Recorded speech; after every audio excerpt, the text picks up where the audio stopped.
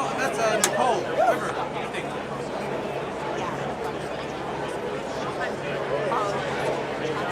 And then you'll see there's like Wait, what's going on right here? Is that okay?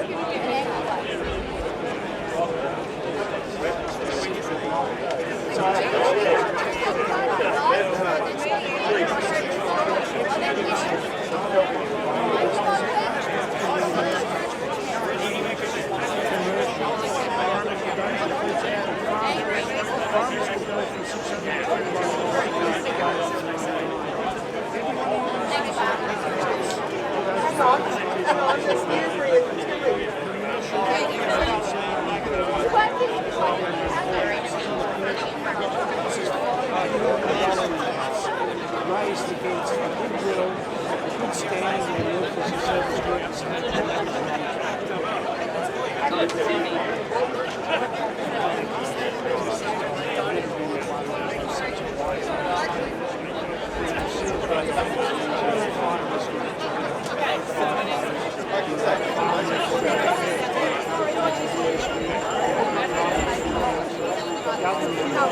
my God!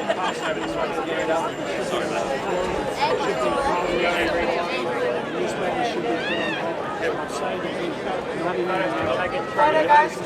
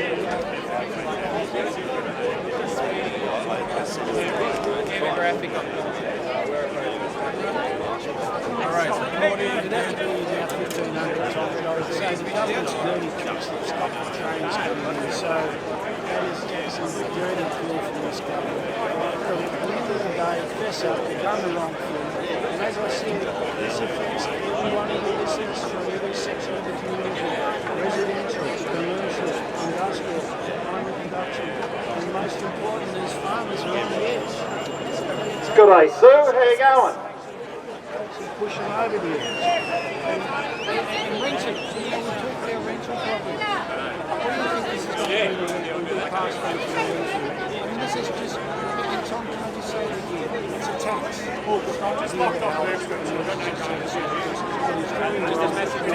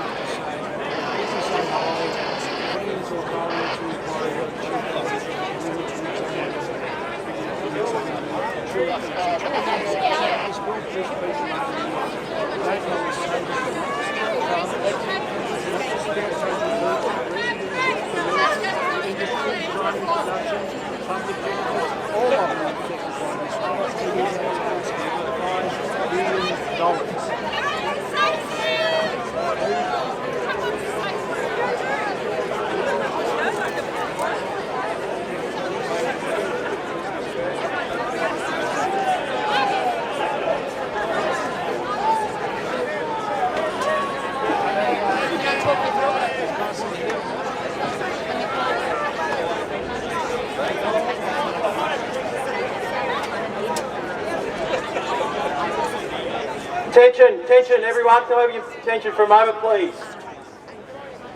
It's great to see everyone come out here today, but we just need a little bit of cooperation and a bit of discipline. Can I have the drivers of the following tankers that are blocking the intersection of Russell and Flinders Street? Can you please...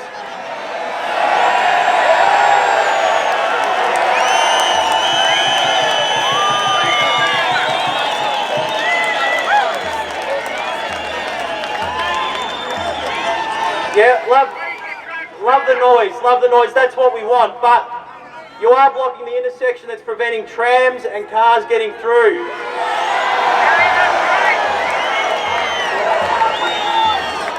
If the drivers of Litchfield, Rich Avon, District 18, Gregory Village, Glenouth East, Lawn East, Watcham and Jeffcott, we have had notification from Big Pole that if those trucks aren't moved, they will be taken away by heavy haulage.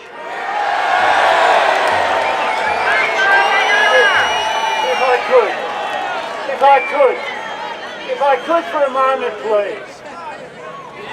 What you are here today is the community. And what's going to change this government's opinion is the community. If we actually affect the community, you will lose support. I understand your anger. We are angry as well. Everyone is angry. But the Victoria Police have been very cooperative today. Never have we seen a rally this size. So please don't ostracise the community. We've got some very important messages to say today. And what we want the government to get rid of this tax, but we need your cooperation. Please do not ostracise the community, because they're the ones that will change what this Parliament has done.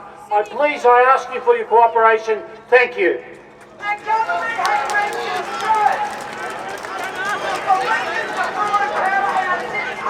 All right. Okay, all right.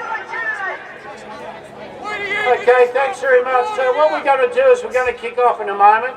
We're going to talk about why we're here today.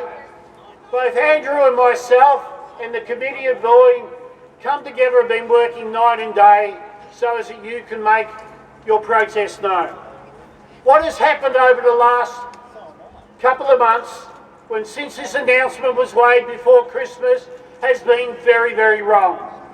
I just did an interview on 3AW, and everyone in the community is affected by this. Most importantly, the farmers will have a 100% increase in the first year in relation to fire service levy. Residential properties will go from $191 to $254. Commercial properties will go from $800 to around $1,400. And most importantly, I understand your anger, but please, we're here today to send a message.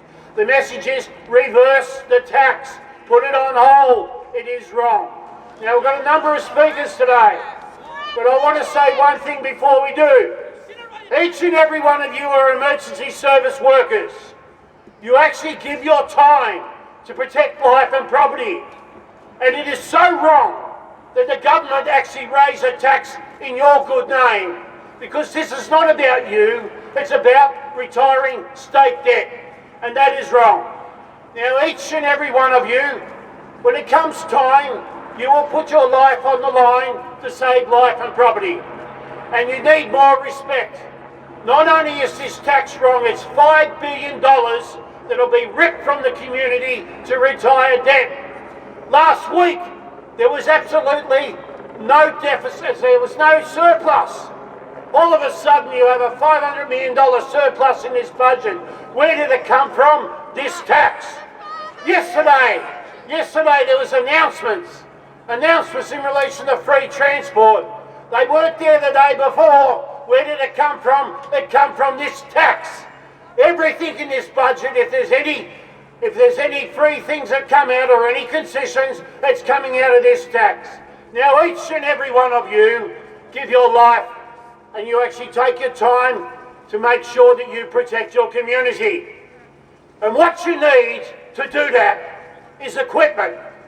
You need trucks, you need breathing apparatus, you need rolling replacement programs. Now the token statements have been talked about volunteer concessions. That is rubbish. It will never see the light of day. The so-called concessions for farmers, that is rubbish. To be able to apply it through the bureaucracy, you will never see that take the light of day.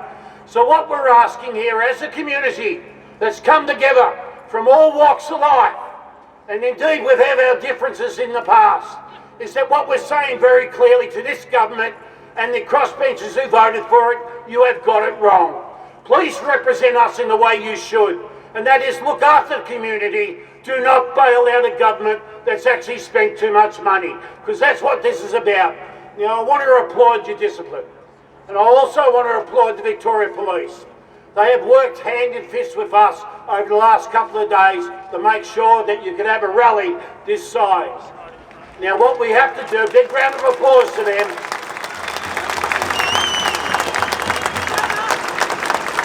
I'll let Andrew say a few words because he's our coordinator on this. But what I want you to make sure you do, you are highly respected. the most respected profession in the community, time and time again. Do not damage that reputation, because what we want today is this tax to be put on hold. We want it to be rescinded. We want a parliamentary inquiry, and we certainly don't want farmers being pushed to the brink where they can no longer do it any longer. We do not want rents going up. We do not want commercial enterprises folding because of this increased tax. Now let's call it what it is. It is a tax. It is not about emergency service workers or volunteers. It's about retiring dirt. It's about retiring debt. So come clean on that. We're asking for one thing. You're the government of the day. What you're seeing, every walk of life, every industry, residential, commercial, regional, primary production, are all affected by this tax. And I'll say the last thing before I introduce the other speakers. Thank you for coming together. Some of you left there at 1 a.m. in the morning to come and have your say. Some of you have actually given up your day where you could be doing other things to come and have your say. The very least we could have from the government is that on the budget day, where they talk about a $500 million surplus, please call that for what it is. It's being paid through this tax. Thank you very much. I'll introduce the speakers. Remain strong, remain disciplined. It's not just one protest. There'll be a continuing activities along the way to make sure we get that parliamentary inquiry. And what can be done? It could be actually put a moratorium. Do not give it royal assent. And again, once again, I thank the Victoria Police for their tolerance in making sure we can come together. I'll hand it over to Andrew, and then what we will do, we'll listen to speakers who will tell their story about how they're affected by this tax. I'll say it one more time, not in our name.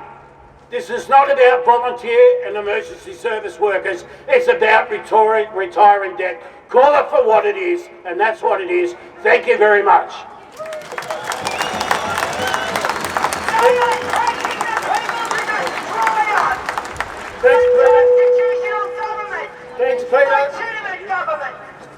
Thanks, Peter. I'm going to just say a few opening remarks and then come back at the end to wrap this thing up. But there's no doubt that working side by side, yes, strange bedfellows with the UFU, but by hell, we're standing together here today with everybody from right across Victoria, everybody here in Melbourne, we're standing here together today.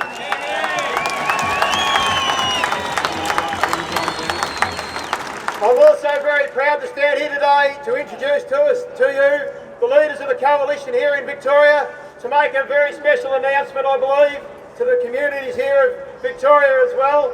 Clearly that comes about from a lot of hard work in the background, and all those people that have come last week, the week before here to Melbourne, pushed the trains. Goodness me, who would have thought the trains this morning being stopped coming into Melbourne from all sides? I wonder why that happened. Buses being stopped on the bridges, and now we've got a few other issues.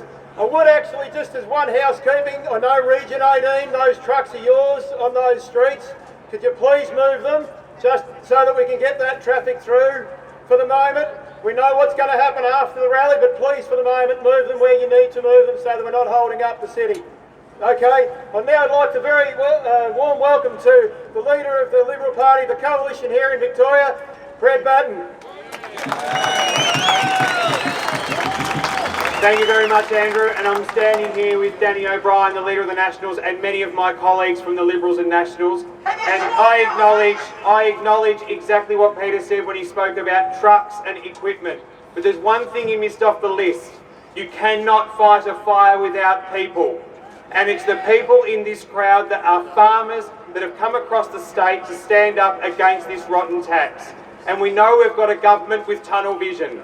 All money going into one project, and they're going to tax each and every Victorian. And that is why we are listening. And we've been out and speaking to you, and I will make the commitment to you that if we are elected on November next year, the Victorian Liberals will scrap that tax and hand that money back to Victorians.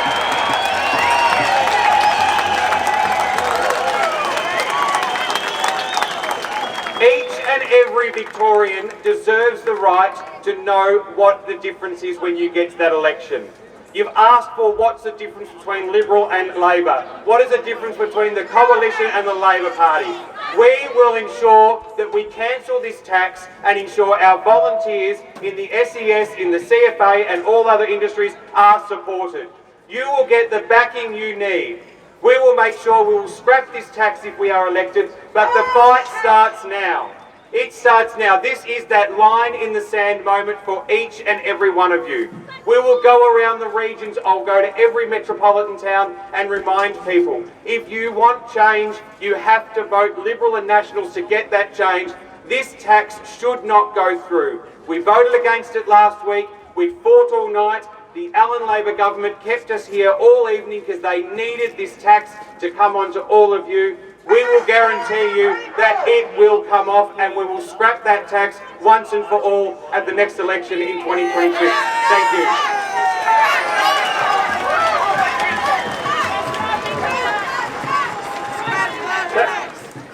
Thank you, Brad. Thank you particularly to all of you for coming out. For those who came here Friday week ago, last Tuesday, and are here again today from all around this great state, you're sending a very strong message to the people that are in there. You're sending a very, very strong message in there that you want them to scrap the tax. We, as Brad has said, this is just the beginning. We've got 18 months to the election in November next year. We want to scrap the tax. We're going to scrap the government that goes with it. Thank you for coming. The Liberals and Nationals will scrap the tax. All right.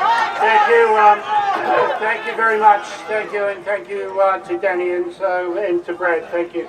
I also just want to acknowledge in the crowd, we've got David Limbrick over here and Jeff Borman. They voted against this tax. So even though you're only a minor party, a big round of applause. Also, One Nation voted against this tax. I can tell you though, in relation to the others who voted for it, they actually tried to do the right thing, but the political pressure's huge. Now let's not talk about that. Let's talk about where we're going in the future. We're going to get this tax removed, and each and every one of you will do that. Now I want to introduce the next speaker. It's leading firefighter Lachlan Butterfield. If Lachlan could come up. Lachlan will tell you about his story. The other speakers, if you could actually just make your way around to the back of the speaking platform, that'd be good.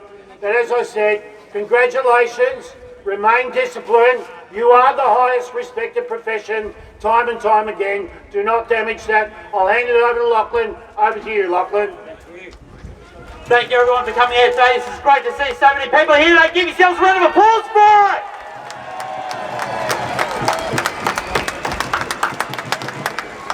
Now, like all firefighters, career or volunteer, I signed up to protect Victorians. I respond to emergencies, I respond to fires.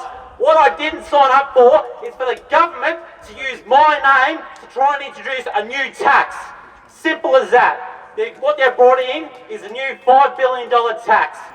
Symes can call it a fund, she can call it a levy. She can call it anything she wants.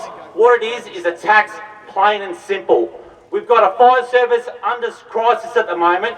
We need proper funding. All they're doing is using our good name to redistribute funds off so they can use it elsewhere. That's not going to happen. What we're calling for is to scrap this tax right now and a proper inquiry to see where this funds is actually going to go, because they don't know where it's going, and all it's going to do is hurt farmers. Victorians are going to pay double, if not triple, under this new system.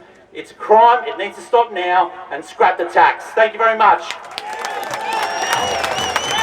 Thank you, Lachlan. Thank you very much. And as I said, we've got our volunteers here from the CFA, do an enormous job. We've got career firefighters from the FRB. We've got all emergency service workers here. And most important, we have the community. Each and every one of you are part of the community. And this tax affects all of us.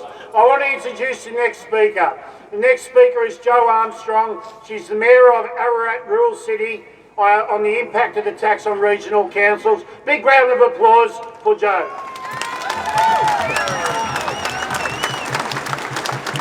Thank you everybody for turning out today. What a massive effort, and I'm not surprised because this travesty of a tax is going at the very, very heart of our communities. It is sucking the money away from our local economies. It is hurting the very people who worked so hard through the emergencies over summer. And one of the things I stressed to our community over the period of the Grampians bushfires was to make good decisions early. Make good decisions early, save lives and protect property. Where is the evidence that the Victorian Government has made a good decision early around this tax? There is none. The principles for service from councils to your community as elected representatives are around engagement and transparency and communication and making sure that we deliver the best outcomes for our communities. We are seeing no evidence of that in the impost of this tax. We are a small rural council in Ararat Rural City. We only have about 12,000 people and we raise about $14,000 in rates. Now this tax is going to take another $5 million. $5 million from our small rural shire. Shame indeed. That is equivalent to basically the suburb of Essendon. There are about 12,000 people in Essendon. Imagine if you were an urban community and you had $5 million being sucked out of your local economy. How are our sporting organisations going to cope when people are unable to participate because they cannot meet the cost? How are volunteer organisations going to cope when the goodwill that supports those organisations cannot be sustained? How can people on fixed incomes cope when they are already at the brunt of the cost of living pressures and there is no room in their budgets to be able to meet this cost? How are renters going to cope when landlords are unable to absorb the increased cost of this tax? It is completely unfair, and councils are so vehemently opposed to this tax. How are councils going to administer the cost of collecting this tax? It's not right that councils collect this tax. It's a state tax. Now, the previous iteration of the tax as the Fire Services Levy was it had been taking about $2 million out of our community, and a small council could cope in handling that. But to bring it in with no modelling of the effect on our community, no regard for capacity to pay, and no commitment to ensure that we're actually going to get the monies back into our community, is just appalling. It's a travesty of a tax. Thank you so much for coming along. Let's defend our community. A big round of applause for Joe. But as you see, that's just one section of the community that is impacted so profoundly by this tax. And now our next speaker is John Bennett. John is a farmer from the West Wimmera Action Group on how the tax has killed the culture of volunteering in rural community. I'll say it again. Career firefighters get paid, they do a great job, and I'm very proud of it. Volunteer firefighters do a great job, they do their time.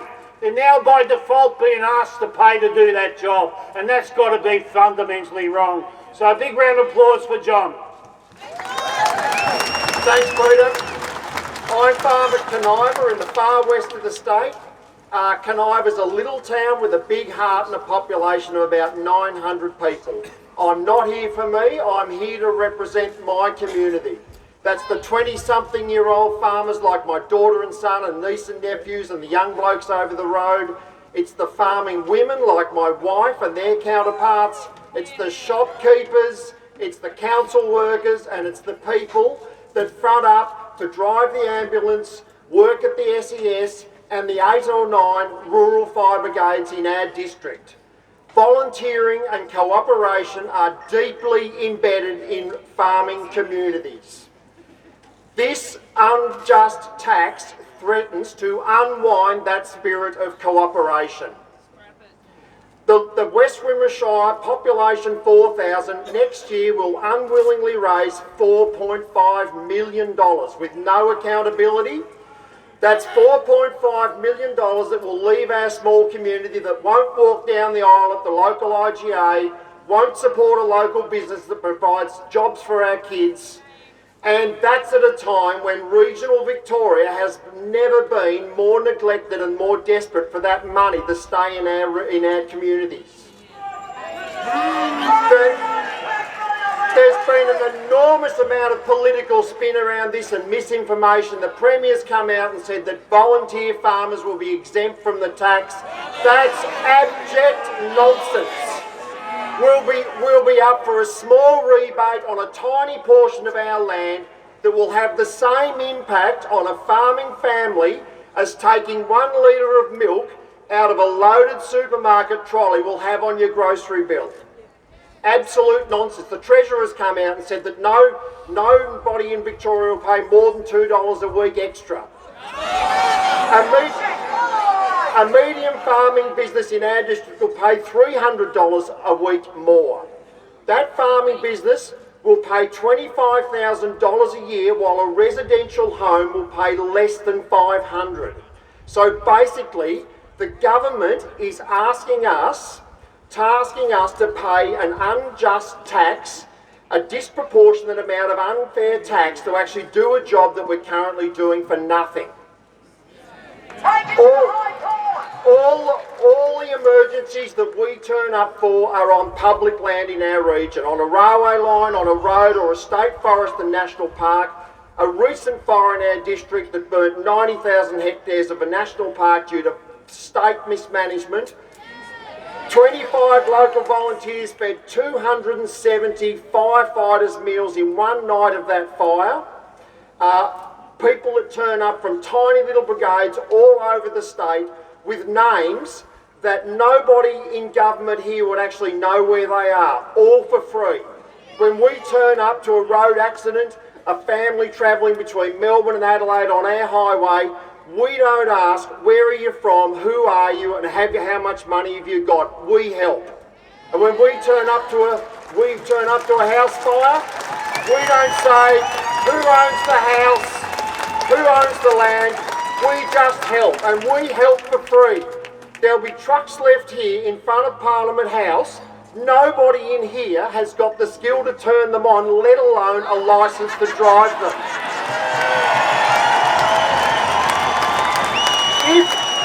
If you knocked on the door of any farmhouse in country Victoria, more than one person in that house, male or female, would know how to drive that truck and have a licence to do it.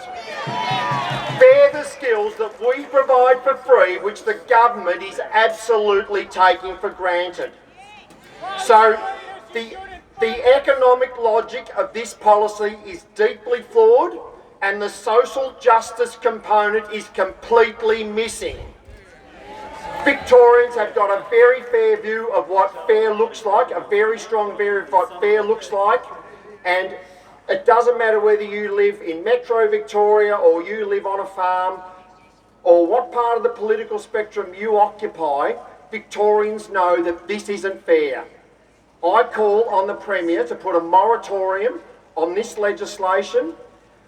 Own up to your mistake, do something better. The rest of us actually own up to our mistakes on a regular basis, and it may actually create some goodwill. I think the government have grossly underestimated the esteem in which the general public holds firefighters, volunteers, the CFA and the farming community. So if you live in Melbourne, Bendigo, Ballarat, Geelong, make your presence felt. Help the people that help protect you and your assets. And together, we can make this a way more equitable solution to provide much needed emergency services. Thank you very much, John. Well said. I just noticed, and you might want to look around. You see a lot of premises and businesses that come out to see what's going on. Well, what's going on is that each and every one of you are about to get slugged with a new tax. In particular, those premises over there that provide food, beverages, retail goods, you're about to go from $700 to around $1,400. A lot of you are struggling.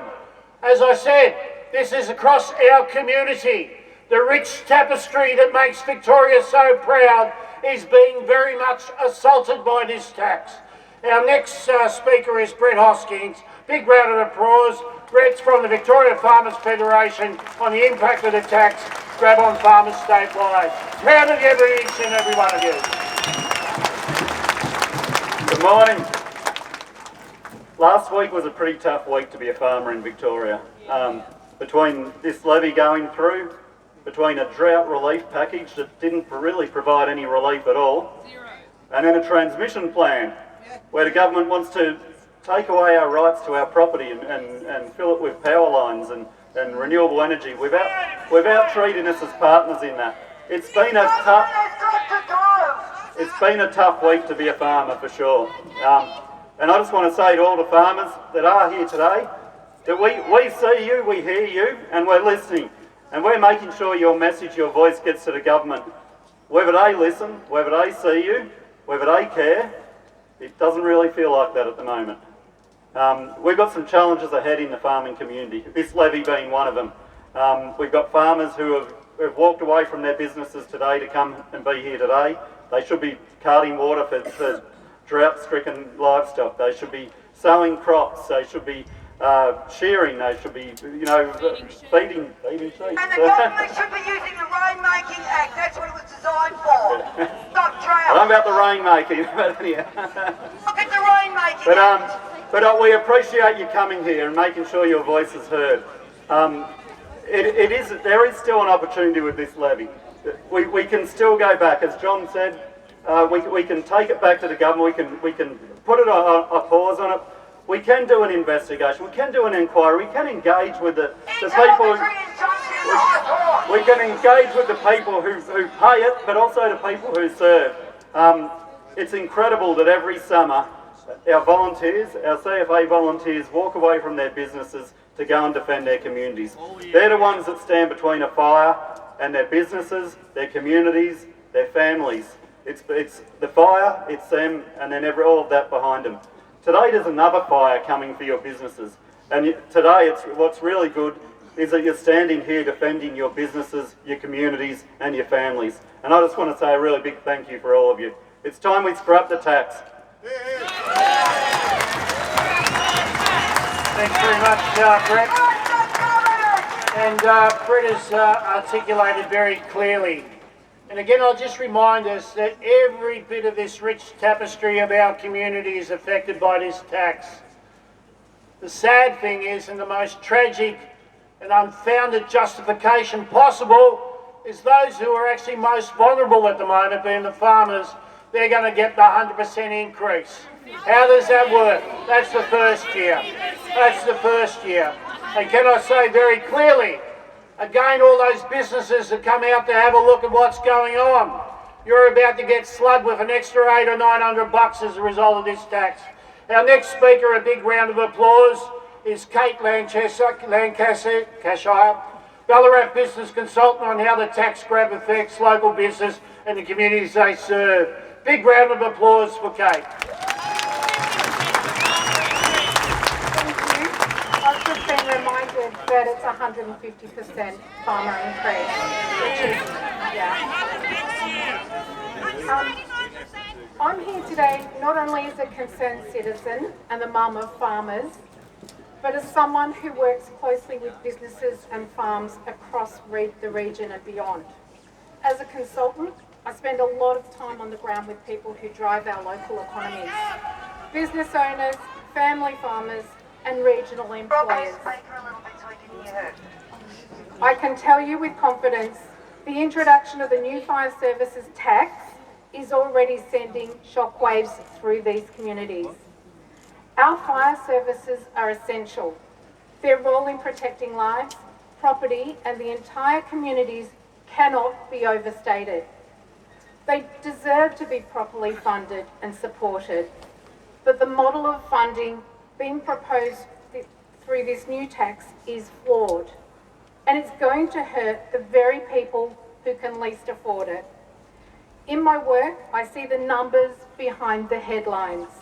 I see how small changes in cost structures can make a big difference to a business's viability. For many business operators and farmers, expendable income, that little bit that's left over after the core operational expenses, is tight at the best of times. When the buffer shrinks, decisions have to be made, and often they're not good ones. That can mean delaying essential maintenance on machinery, which compromises safety. holding off on hiring workers, cutting back on local suppliers, scaling down reinvestment in the business. Every one of these decisions has a knock-on effect, not just within the business, but across the community. Machinery suppliers, fuel and fert suppliers, local retail businesses, and also impacts the monetary support the community can provide to sporting and other clubs. I'd also like to remind everyone that the CFA volunteers raise 1.8 million for the Royal Children's Hospital appeal every year.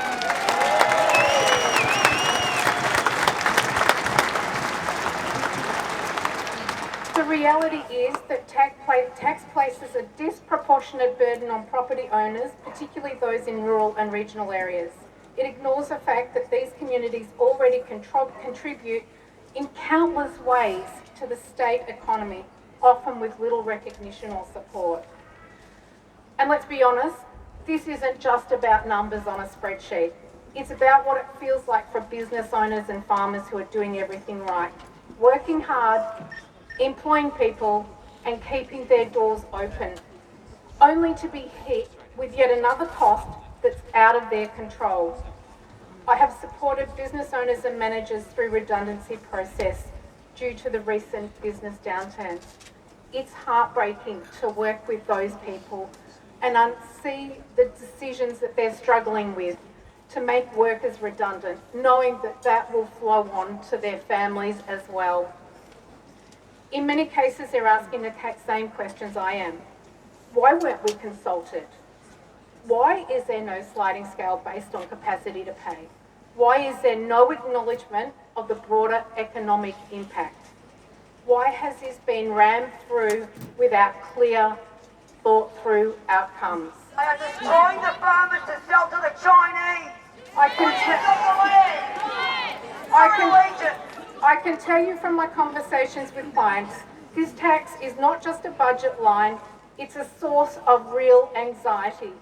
And it's a tipping point for many who were already struggling to stay afloat after years of rising costs, workforce shortages and weather-related setbacks.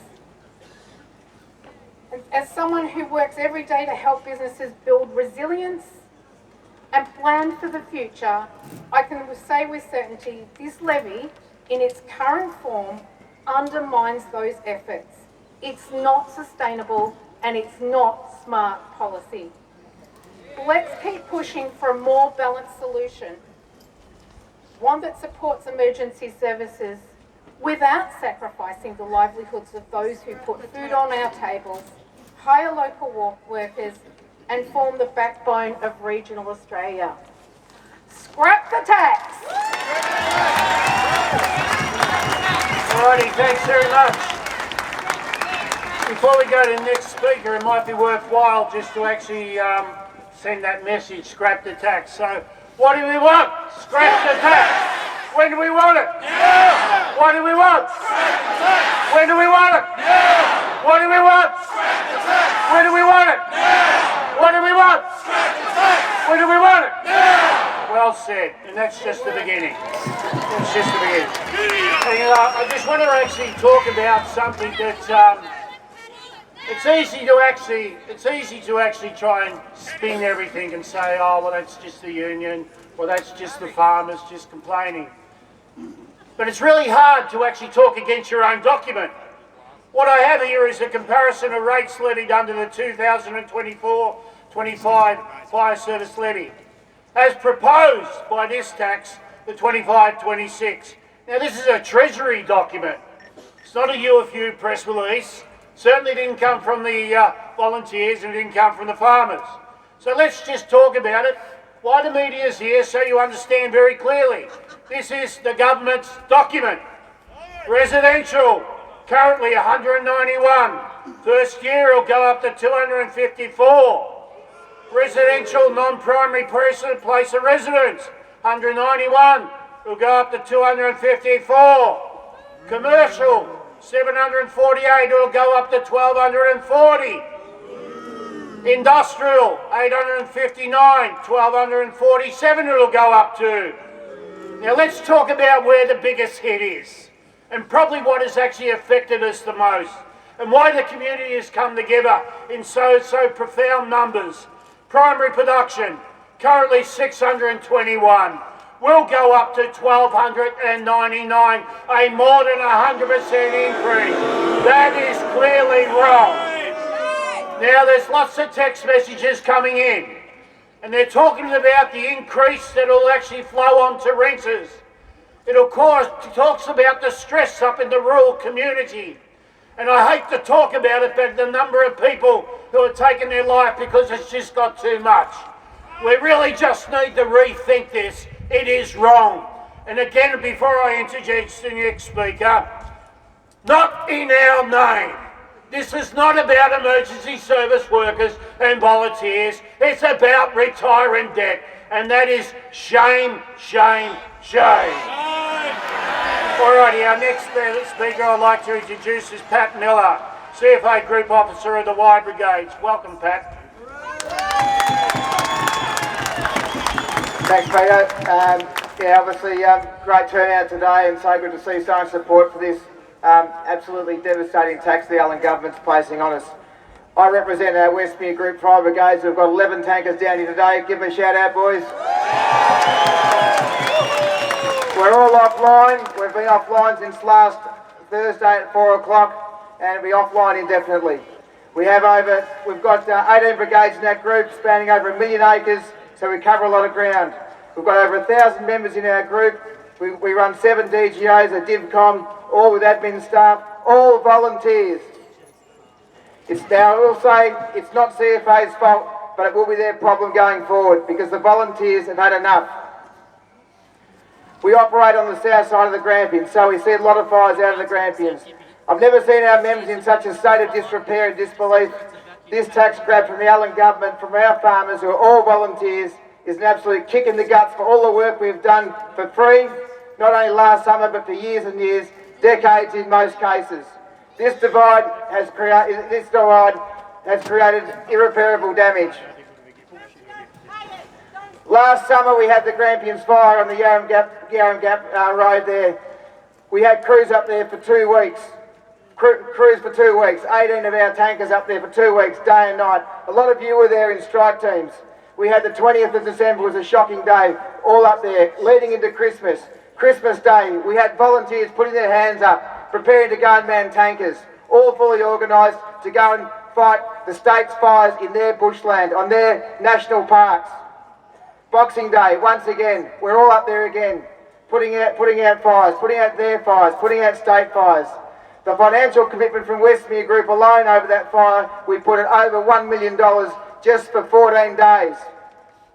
And what are the thanks we get? We get a new tax for all the efforts. We'll get a new tax for all the efforts we put in from our volunteer servicing over the Christmas period. Not only for last summer, but as I said, for years before and decades before that. As a group, we burn 500 kilometres of roads to protect our local communities. It's in our DNA. We do it for nothing. Our 400 private units make a significant contribution in extinguishing all our fires, day and night. Our volunteers are on call 24/7, 365 days a year, as you all are. MVAs too. Never complain and never getting paid. Why change all this? Because you can't manage money. The government cannot manage money.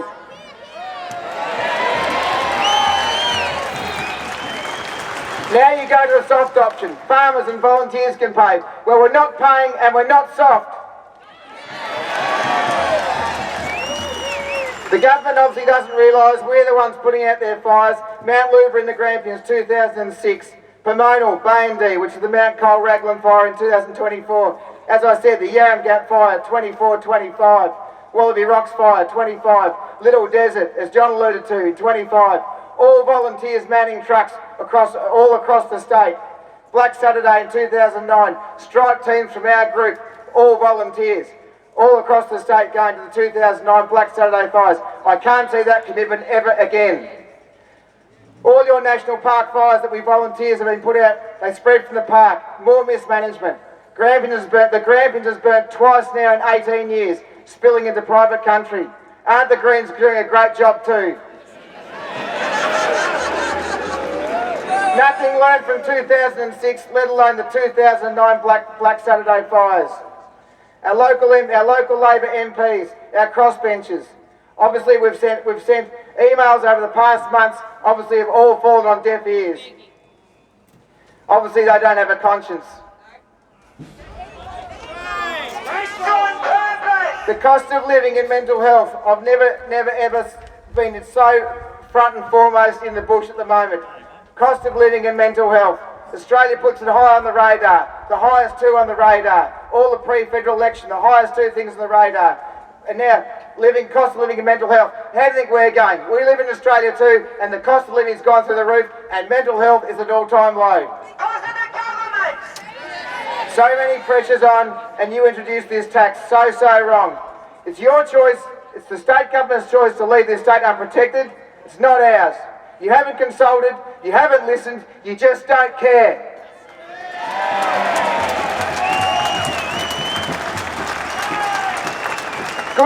Good luck to Cinda and Jacqueline fighting all these state fires, because you're on your own now. We are all out, just like you'll be next election.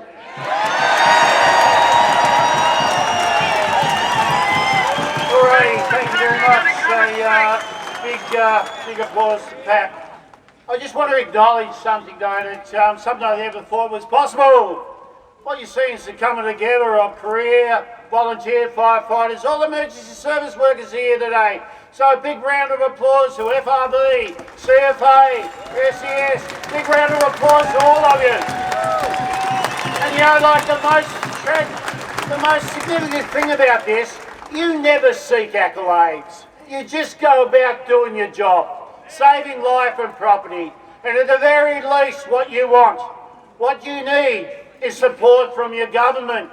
You don't want to be used as a guise, as a shield to raise money to retire debt. Now I'm going to give it another wind up, and I'm going to ask you to actually say it a little bit louder this time. What do we want? When do we want it? Now. What do we want? When do we want it? Now. What do we want? When do we want it? Now. All right, well done. Well, it won't be the last time we'll be doing that before we leave. But can I just say, I want to introduce the next speaker. A big round of applause for Warren Davies. I've got here the unbreakable farmer. He's going to tell his story on behalf of the farming community. Big round of applause. Thanks very much. Thanks. And looking out here, this is what it's all about. It's about community coming together. So congratulations for coming and standing up for your community. To reiterate Brett's words before, it's been a bloody tough week. I'm a mental health speaker and advocate, and I travel around the state and the country, and it's been really tough. I've had conversations with people that have been, you know, raw, emotional, and at times heartbreaking. It's not only the levy, it's the dry conditions that the rural communities are facing at the moment. You layer these things on top of each other, and that makes a massive impact on the mental health and well-being of Victorians. To read from the report, the NFF report that was released a couple of years ago, impacts on mental health for rural and regional communities stem from a couple of key things. One is feeling undervalued. Two is natural disasters and the cost of financial stress and the cost of living and inflation costs. One farmer dies every 10 days in this country. And if you live in a rural community, you're twice as likely to die from suicide from these stressful events. So why I'm here today is to make sure that you're looking after yourself. And I've got 3 key words that I tell every audience that I speak in front of. We need to make sure that we're communicating with each other, make sure we've got each other's backs. We need to stay connected as a community because that's the most powerful thing that we've got. And if you are struggling, make sure that you stick your hand up and seek help. It's not something that you do easily, but make sure that you've got the courage to stick your hand up because there is a lot of pressure on rural and regional communities in Victoria at the moment, and we need to stick together. Thank you very much. All right, thanks very much, Rob. Sorry, Andrew, but can I say, like, we're up here and we're speaking words, but what Andrew just talked about is the real effect. And that is people are really suffering to the point where it just gets all too hard. And that's becoming even more and more frequently. So what he said is true. We're all human. And if you need help, ask for it. You will get it. But please do not suffer in silence. Please do not suffer in silence. I want to actually let Andrew say a few more words, and then we'll have one more speaker, and then we're going to wrap up. But when we do that, again, the Victoria Police has been absolutely fantastic. Big round of applause. And make sure when it's time to disperse, we respect what they've done for us, and that is that they gave us the ability to come together before the Parliament on Budget Day to say our piece. So just remember that. I'll hand it over to Andrew. Thanks, Peter. Thanks very much. And for all those that didn't bring their own megaphone, we're here to make a stand. I just want to make a couple of comments. First of all, just to clarify some of the comments around percentages on tax. Farmers last year paid an extra 75% on their fire services levy. This year they're faced with a 189% increase. That's a 264% increase in 2 years, projected to go to 302%. So we can talk about everything else, and the reality is that's the real numbers are there. 264% increase. And that's because, as Peter has said time and again, the reality is this government can't handle money. They've shown that. They don't know how to handle money, and now they're using the good name of all of the volunteers to put that in front of you, to take the money out of you as an absolute cash grab. It's an absolute bloody disgrace.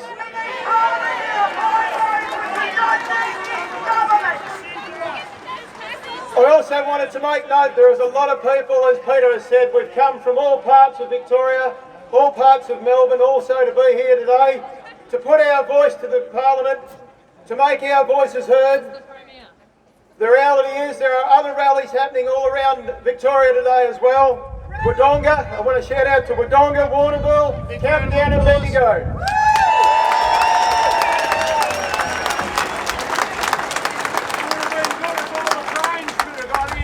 That's right, the trains also let us down, there's no question of that. I'd also again like to make a shout out to the Coalition, to Brad, to Danny O'Brien for their support today here in the party. Thank you.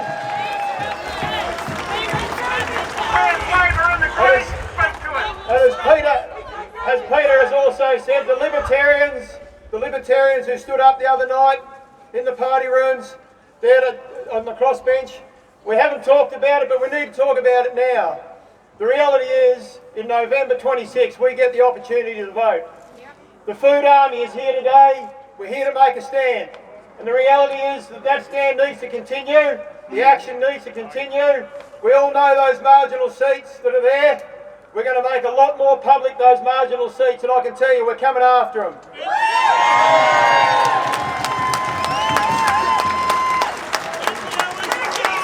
We showed what we could do.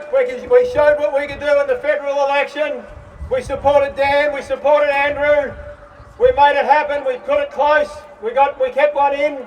We're going to make a bigger stand when it comes to the state. I can tell you, the Food Army is here, and we're here to make a stand.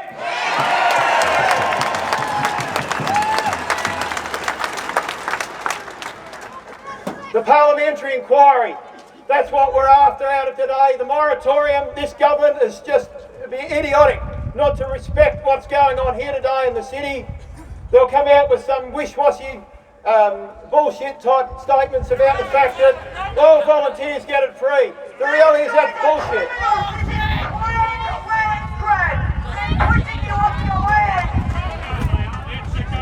We are the Food Army, and we're here to make a stand.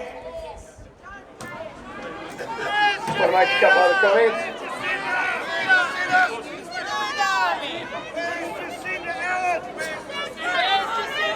We want to know, that's right. The Premier is over on Federation Square, I believe. I've had plenty of people saying they're going to walk over there after the rally and say good day. That's right. I think, look, the reality is people have come, they want some action, we've asked for action, and that's what we're hoping to get. So we're going to do that chant again. What do we want? When do we want it? Now! What do we want? When do we want it? Now! The Food Army is here. The Food Army is here to stay. And we want action. I'll hand back to Peter. We need a promise, not a criminal government!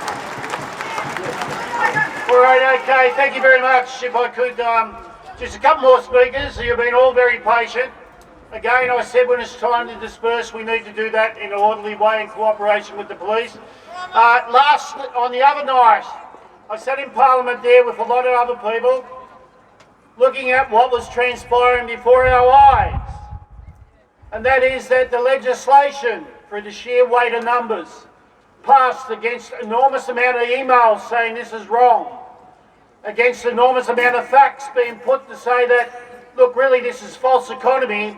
It's not about voluntary emergency services levy at all. It's about retiring your debt. Now it takes a big person. It takes a big person politically, especially when you're a minority, to actually say no. Now, as I already said, One Nation voted against it, Democratic Liberal Party voted against it, and the shooters, a big round of applause. Now I'm going to put them on the spot. If I could get David up for a moment just to say a few words, if he will, and then I'll get Jeff up to say a few words, if he will. I think it's important that we acknowledge that they sat there to up us 2 in the morning, trying to vote this thing down. If you make your way up to the stage, that'd be great.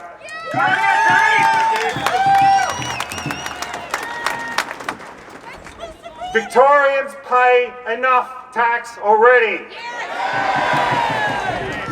And do you feel like you get good value for money for those taxes that you pay? This government pisses away money on all sorts of waste. I was chair on the Commonwealth Games inquiry. They pissed away $589 million. And what did you get for it? Nothing. They made a promise before the last election that they would have all of these sporting events all in the regional areas. And then what happened after the election? They said it was too expensive. Too expensive. They knocked it on the head. And you know who benefit from that money? Your money? Glasgow. They sent the money to Glasgow. They didn't even give us free tickets for it. And now, when they don't have enough money, because they've pissed it all away, they use the good name of volunteers, of firefighters and everyone else to raise more taxes. And the idea that they couldn't find waste in other areas to pay for this is absolutely a lie.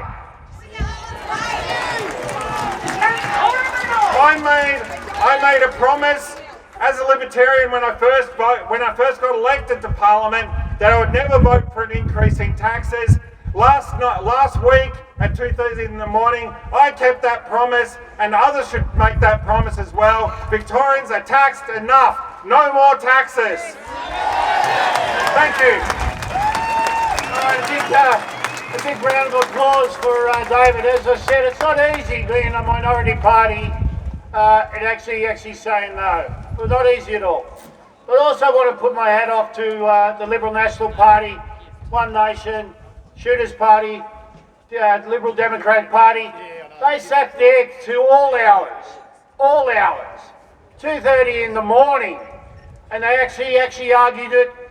They tore it apart, and they exposed it for what it is, and that is our tax.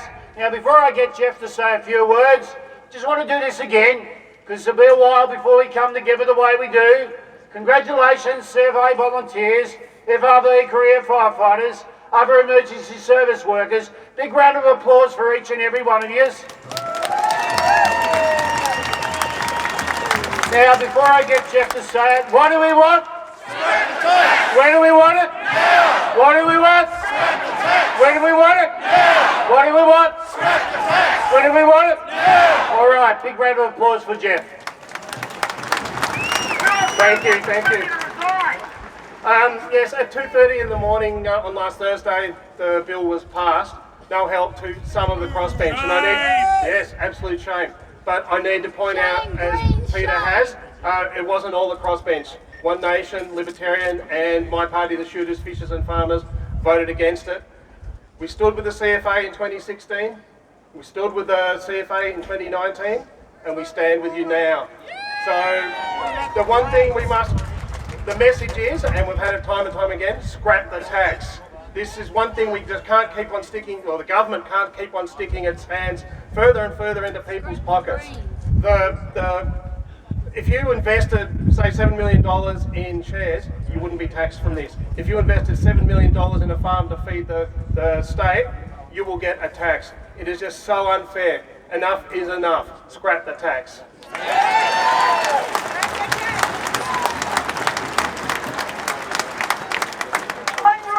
All right, okay. That was a phone call from the government. No, only joking. I was hoping it was a phone call from the government because we all go home. What I want to do is I just want to try and bring it back to where we are again. And indeed, the people that got up at 1 a.m. in the morning, big round of applause to you. Been on the road a long time. And those who got up at 2 a.m., big round of applause to you. And then again, 3 a.m. They come from all around Victoria. Can I say this very clearly? The community don't always agree. And in fact, that's what democracy is. We have different views, and that's a good thing. And our community is a very rich tapestry, and we have a democracy which we respect. But that rich tapestry, when each and every section of it, whether it be residential, whether it be investors, whether it be commercial, whether it be primary producers are saying something's wrong, doesn't that speak for all the community? Doesn't that mean that rich tapestry has come together to say to the government, you got it wrong?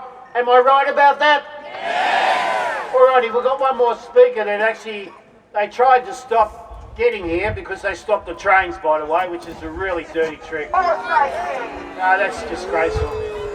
That is absolutely disgraceful. And anyway, but look, they can try those sort of things, but you know what? There's such a thing as a helicopter these days. And these helicopters are actually being able to survey the area and have a look at just how wide this protest is, this rally is. Now, I'm not sure if Rob is here. Yes, Rob is here, and give him a chance to catch his breath, because he got stopped at Bacchus Marsh Railway Station and at Deer Park, and this is the commitment of this particular person, which is reflective of each and every one of you. He caught an Uber here. He caught an Uber here. Big round of applause to the Uber driver. But he caught an Uber here to tell his story. Let him tell his story. A big round of applause for Rob. Make your way up. Away you go, fella.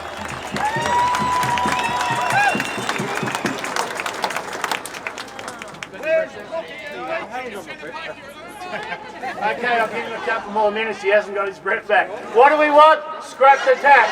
When do we want it? Now. What do we want? Scrap the tax. When do we want it? Now. What do we want? Scrap the tax. When do we want it? Now. Yeah, what do we want? New fire trucks. When do we want them? Now. What do we want? New fire trucks. When do we want them? Now. You got your breath back? Thank God. Thank you. My name is Rob. I'm a farmer and have been in the CFA volunteer for 39 years. I've been fighting this levy from the day it was announced. There's been a lot said about the councils and their role in this. Let's be clear, the councils are forced to act as government tax collectors. But in doing so, they've exposed rural councils to enormous risk. Under the law passed last week, councils still have to pay the state government whether the levy is collected or not. That means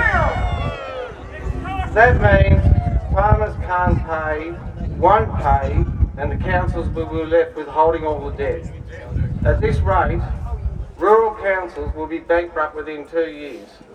But it also gives us one key advantage, advantage is unity. All 39 councils stick together, they can say we will only collect this levy at the same rate as the residential properties and no more. It should be across the board for all businesses.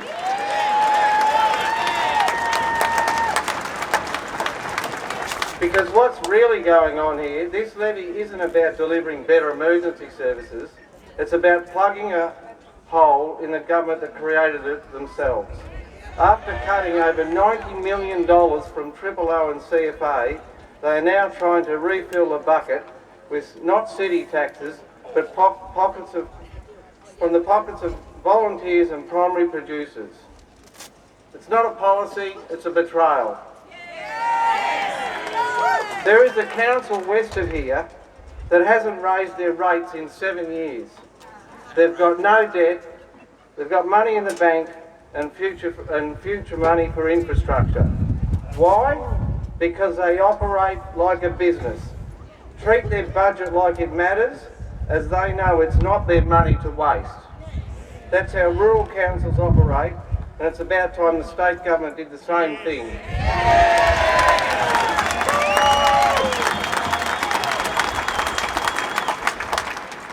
We organised the first rally with Simon Toll, Stuart Robinson and Peter Marshall. We stood on the steps of Parliament and spoke directly to the media. We warned the government, we asked for fairness, but they didn't listen and they just didn't care. Back during COVID, Melbourne was in lockdown. Country Victoria kept the shelves stocked. That wasn't luck, that was farmers, that was the truckies, that was regional resilience. For the first time in my entire life, farmers are truly united as one. We may be only 1% of the population, but we feed 100% of the people.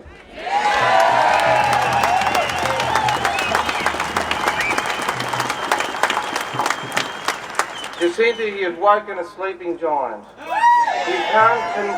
You can't control if you don't respect the farmers, and you won't have any food. And if this government refuses to listen, we will stop the food from leaving the farms. Meat, vegetables, cereals, grains, a week at first, and if you don't listen, we'll do it again. And if you don't listen to that, we'll do it again. Your food isn't grown in the supermarket, it's grown by us. And let's clear something up. The government keeps saying CFA volunteers are exempt. That's not true.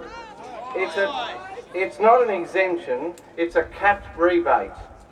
You have to apply every year after you have paid your levy in full to meet the criteria that still hasn't even been finalised. And if your farm is worth more than an arbitrary number set by the Treasurer, you will have to pay. Furthermore to that, the cost of the government workers processing your rebate is also coming out of the farmer's levy. What about the land tax? So that's one farmer's income paying for another government worker to hold down a job. They say we won't be affected, but the truth is we're footing the bill. And we're not just farmers, we're CFA members, we're sports coaches, we're SES, we're volunteers, we're school council chairs and parents.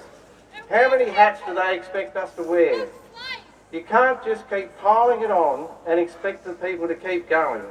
We farm, we feed, we protect, and now we're expected to fund that too. The capital improved value on our farms is in no way an indication of the money we have.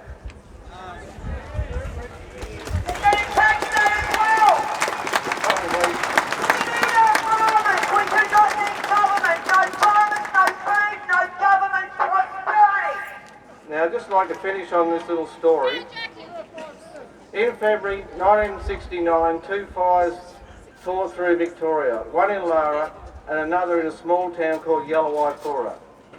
A woman by the name of Dorothy Tucker was babysitting 4 kids, 2, 4, 6 and 8 years old. When the fire threatened the family farm, she wrapped the kids up in wet towels, bundled them into an old FJ ute and tried to drive them to safety. But the smoke was too thick. She hit a tree trying to escape. Dorothy carried those children to the main road on foot. A private firefighting unit, a local volunteer farmer, was out chasing the fire. They couldn't see through the smoke, so they drove with the windows down, listening for the gravel under their tyres so they could stay on the road. And then the smoke parted just enough and they saw her, huddled over the children. The fire had already passed over them. They were badly burnt. They spent months in the Royal Children's Hospital, but they survived. I was one of those children.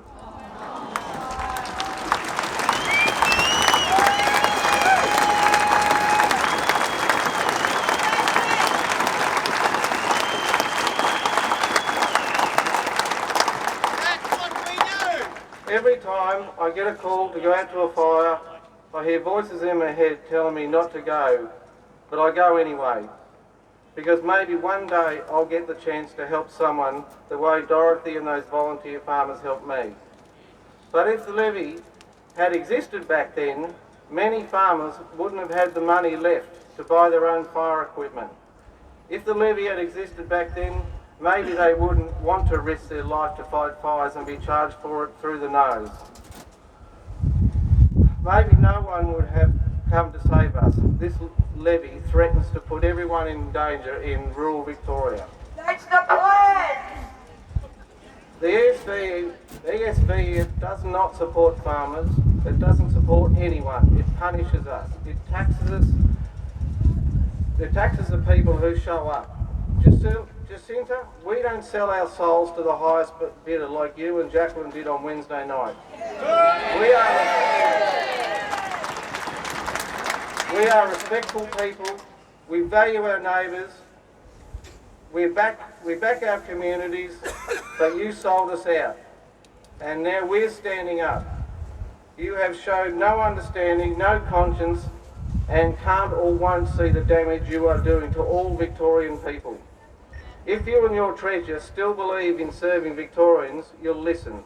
You'll fix this. If not, step aside, because the state government doesn't belong to you. It belongs to the people who keep it running.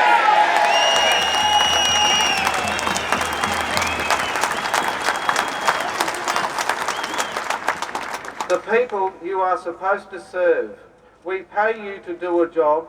Start doing it properly, or the Governor-General will leave you of your duties permanently. All right, thanks very much. Pretty hard not to be touched by that, isn't it, really? But that's exactly what our members do, both career and volunteer. Andrew's going to say a few words and then I'll come and wrap up. Again, I want to say a couple of things about being respectful to the Victoria Police. I can tell you, rallies like this, right? I'm reading the room, and I'm asking you to read the room. What I'm saying very clearly, they've gone to a lot of lengths to allow us to have our say. Now, I'm going to hand it over to Andrew, but this afternoon there's going to be a budget. There's going to be a budget. And there's going to be an announcement about 130. They're going to talk about a surplus. $500 million surplus. You actually paid for that surplus.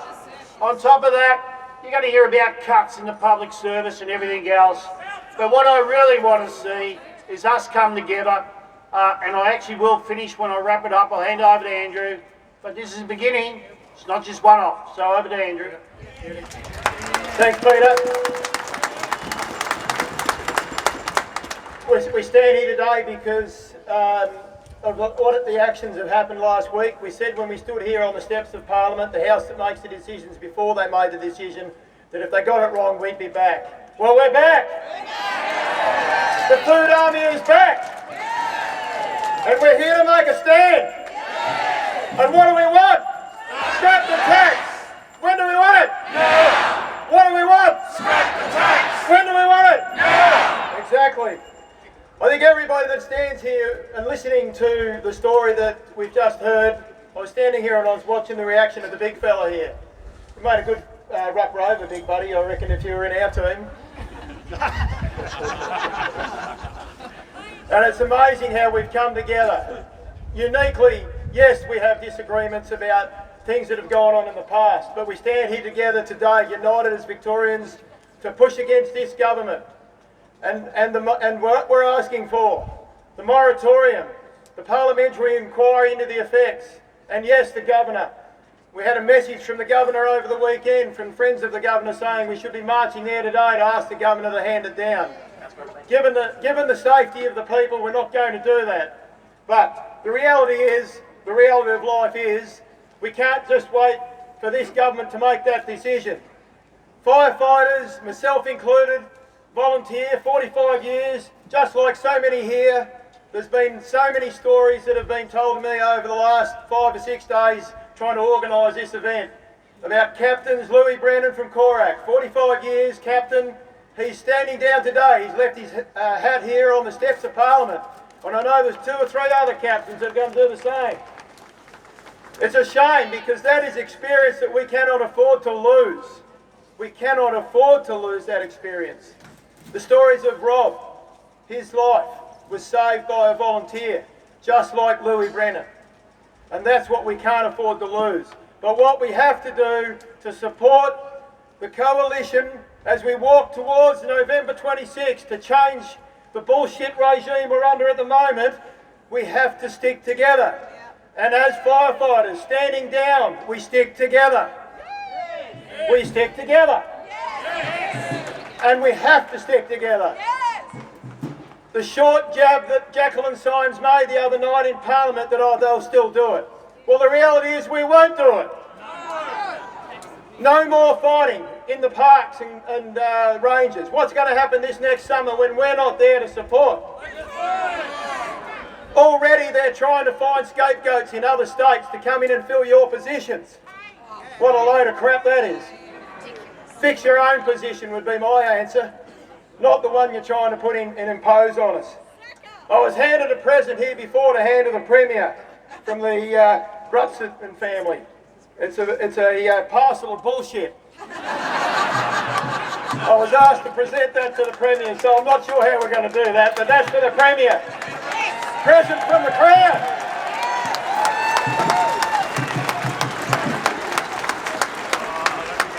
A few other things.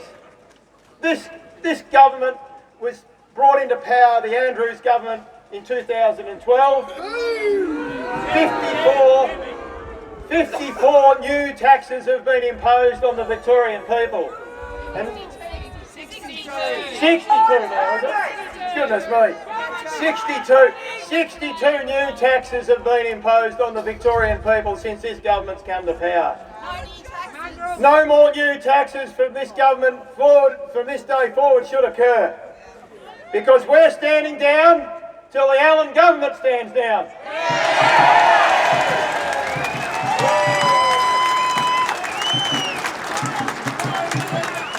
I didn't spend the last 5 or 6 days trying to organise and morale everybody to come today together to walk away from here not knowing that we've got some sort of result. We've got one result. The coalition are going to support us. But the Food Army has to stand together. We have to stand together. The Food Army has to stand together to resist it. We're standing down until the Allen government stands down.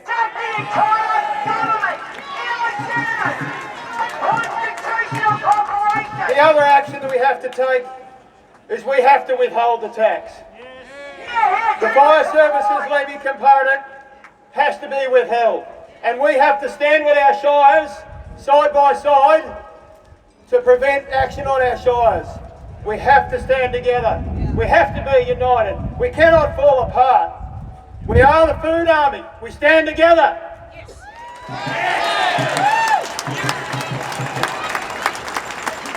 And what do we want? When do we want it? Now. What do we want?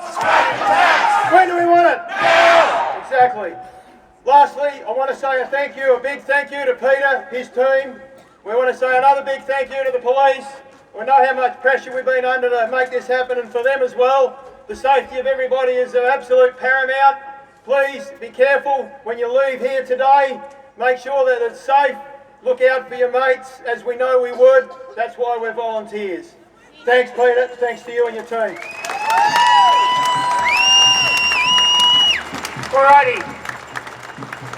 Alrighty, thank you, Andrew. And it's, Andrew's probably understated the amount of work that's gone into this.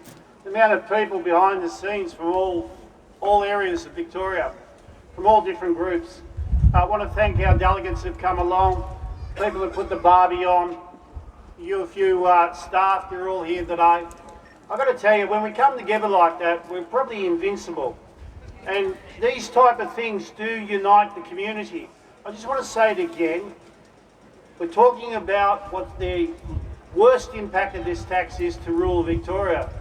But that restaurant down there, I know you're having a look at us. We might come there a little bit later on. But put that aside, you're about to get slugged with an extra $1,000 a year, mate, because of this government. The same with each and every household.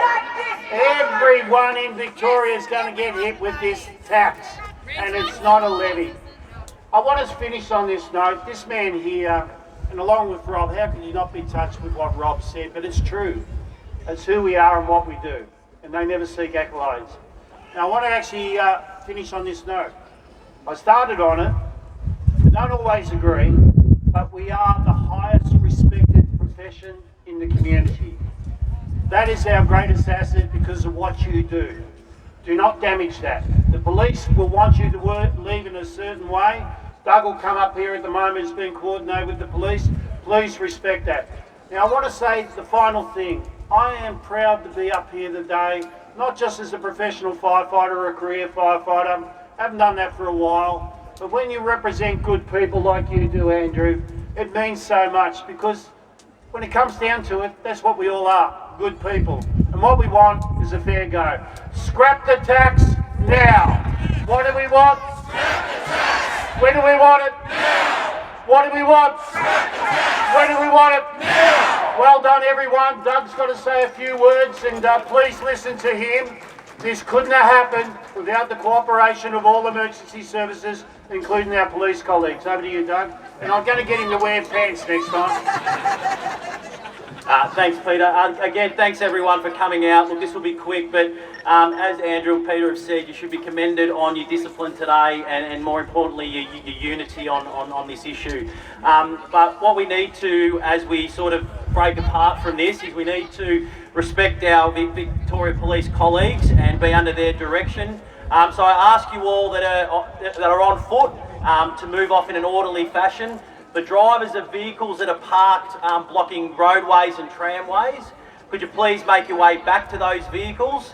Let's actually not impact the community that's supporting us, right? Let's support the community. Let's listen to our Victoria Police colleagues, and under their direction, what they will do to begin with is the vehicles that are facing south, they will leave first. We will hold the vehicles up to my north that are facing south off first under VicPol's direction. When they give you that direction, then you can move off. So like I said, please, as we disperse, please do not leave any trucks blocking the tramways or the roadways so that we impact the community of Melbourne. Thanks, everyone.